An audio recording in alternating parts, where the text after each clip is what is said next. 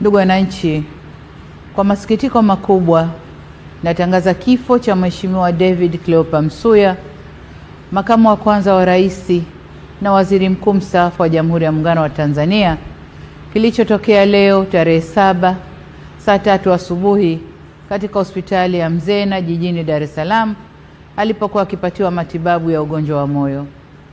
Hayati Cleopa David Msuya ameugua kwa muda mrefu na amekuwa akipatiwa matibabu ndani na nje ya nchi, ikiwemo katika hospitali ya moyo ya Jakaya Kikwete, hospitali ya Mzena na kule jijini London nchini Uingereza. Natoa pole kwa familia, ndugu, jamaa, marafiki na Watanzania wote kwa msiba huo mkubwa kwa taifa.